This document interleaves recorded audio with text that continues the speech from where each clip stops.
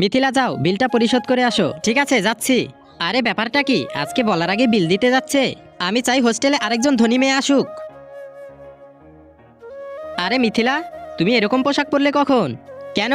আমি তো এই পোশাক পরে এখানে এসেছি। সরি, বিলটা পরিশোধ করতে একটু দেরি হলো।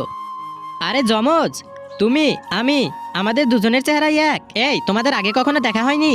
আমার তো মনে হয় এরা দুজনে ভাই বোন। আরে আমার গলায় তো এরকম একটা লকেট আছে, এই যে দেখো। তাহলে তোমরা দুজনেই ভাই বোন। তুমি মায়ের কাছে বড় হয়েছো, আর তুমি তোমার বাবার কাছে বড় হয়েছো। তোমাদের মা বাবার হয়তো তালাক হয়েছিল। আচ্ছা, তোমার বাবা কি তাহলে এরকম শিক্ষা দিয়েছে? এত জোরে কেউ পড়াশোনা করে? আমার বাবাকে নিয়ে কথা বলছো? তোমার মা তোমাকে ভদ্রতা শেখায়নি? দুজনের মন মানসিকতা একেবারেই আলাদা। তুই আমার বাবাকে নিয়ে কথা বলেছিস? তোকে আজকে আমি মেরেই ফেলবো। আরে থামো থামো। হোস্টেলের গরম জল শেষ হয়ে গেছে। আমি 3 দিন হলো গোসল করিনি। কোনো চিন্তা নেই, আমি সবার জন্য গরম জল করেছি। হোস্টেলের পাশেই আমার বাসা, তোমরা চাইলে আমার বাসায় গোসল করতে পারো। আমি যাব, ধনী বাড়িতে গোসল করার মজাই আলাদা। তুমি কি যাবে? আমি যাব না, আমি এখানেই গোসল করব।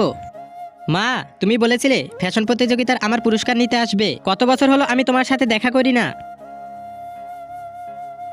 আমার বোন তাহলে অনেক একা, আমাকে তার পাশে দাঁড়াতে হবে।